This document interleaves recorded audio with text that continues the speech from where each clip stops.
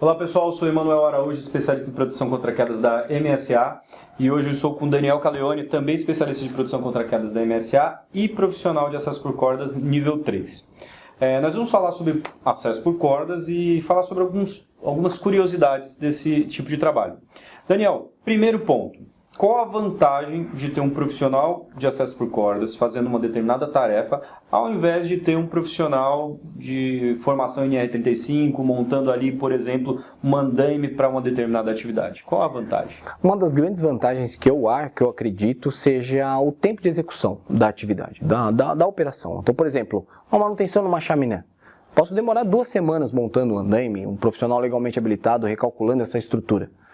Então eu tenho muitos profissionais montando esse andaime e depois outros profissionais executando essa manutenção. É uma atividade morosa, difícil e cara.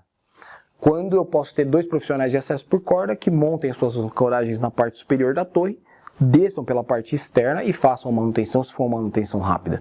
Então a velocidade da operação e menos pessoas em risco do trabalho em altura são uma das vantagens do acesso por corda. Legal, acho que é conveniente, e eu até saltei essa pergunta, acho que vale a pena, mas me fala exatamente o que é, do que consiste o acesso por cordas. É o trabalho preso a 1, 2 cordas? Qualquer pessoa faz esse trabalho? Exige um treinamento específico? Me fala um pouco sobre isso. Sim, as pessoas chamavam antigamente de o alpinismo industrial, né? O anexo 1 trouxe a terminologia acesso por corda, já é usado fora do Brasil. E assim, consiste justamente nisso, pessoas que acessam por cordas locais de difícil acesso. Então essa é a grande característica do trabalho, não é, de fato, é uma relação complexa e logicamente que esse profissional tem que ser muito bem treinado. Perfeito. E assim, tem que ter um padrão de qualidade específico para colocar esse cara nessa condição. Qual padrão é esse? Como é feita essa gestão, digamos, essa auditoria? Esse padrão é um padrão ISO 17024 de qualificação e certificação de pessoas.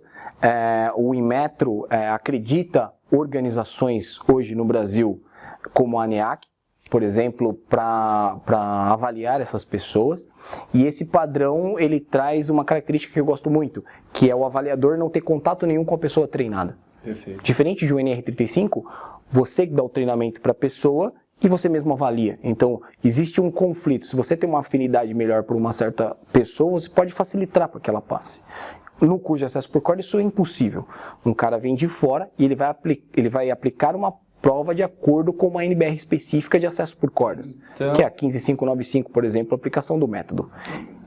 Então, esse examinador que vem fazer essa avaliação das pessoas que foram treinadas para acesso por cordas, ele não conhece nenhum desses profissionais que foram treinados. É primeiro contato no dia do exame. Exatamente, e nem pode ter. E o que ele vai pedir é exatamente o que a norma exige, ou seja, ele garante que a qualificação, ou seja, os 5 dias que essas pessoas passam aqui na MSA, porque nós temos esse treinamento, sejam de acordo com o que ele vai pedir. Então ele tem lá o conteúdo normativo que ele vai pedir de tarefas que esses caras têm que executar na prática, e também na teoria, e nós temos a responsabilidade de passar todo esse conteúdo. Ou seja, ele vai vir avaliar se foi tudo passado e se as pessoas estão aptas para fazer essa atividade, que é relativamente complexa. Muito interessante. Acho que mais alguma perguntinha é conveniente ainda. Quais são os níveis de qualificação para esses profissionais? Tem o nível 1, nível 2, nível 3, pelo que eu conheço. Qual é a responsabilidade de cada um desses níveis? O nível 1 tem a responsabilidade de executar tarefas propostas pelo nível 2 ou 3. Então o nível 1 basicamente é o executor. O nível 2 tem a responsabilidade muitas vezes numa atividade simples de avaliar a atividade, montar as ancoragens e avaliar o trabalho do nível 1. Né? Ele vai fazer uma inspeção daquele trabalho. E o nível 3 é o responsável pela atividade por completo, certo? Então, em loco ou remotamente, ele é responsável por toda a atividade de acesso por cordas. Então, o nível 3 seria, a grosso modo falando, o gestor ali, o líder daquela atividade, a pessoa responsável em eleger, em definir os pontos de ancoragem. O nível 1 seria a pessoa que opera, executa a tarefa, e o nível 2 trabalhando ali em apoio ao nível 1 e também com a função de resgatar em algumas situações, é isso? Sim, o nível 2 tem a função de resgatar em algumas situações. O nível 1 resgata em atividades relativamente simples, nível 2 um pouco mais complexas e o nível 3 resgata em qualquer condição. É a pessoa com maior conhecimento em resgate ali na área de trabalho. Legal. Agora, para fechar, nível 1 pode trabalhar sozinho sem supervisão do nível 3? Se sim, em quais situações? Ou não, em quais situações? O nível 1 nunca pode trabalhar sozinho. Ele tem que estar sempre sob supervisão, que pode ser de nível 2, em loco, ou 3. Então, o nível 2 sempre tem que estar em loco. Então, ele vai poder fazer a inspeção se o ambiente não for sobre a água, por exemplo, ou se não for numa característica de trabalho complexa. Aí, o nível 3 tem que estar em loco para atividades complexas. Então, nível 3 sempre vai ser responsável, remotamente ou não. Entretanto, para atividades complexas, ele tem que estar em loco, porque o nível 1 pode estar em uma situação de difícil acesso e de difícil resgate.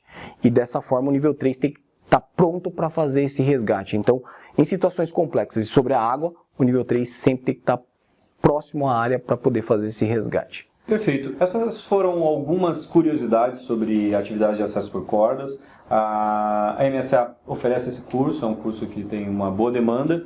E o Daniel esclareceu todas elas. Obrigado, até a próxima. Valeu, pessoal.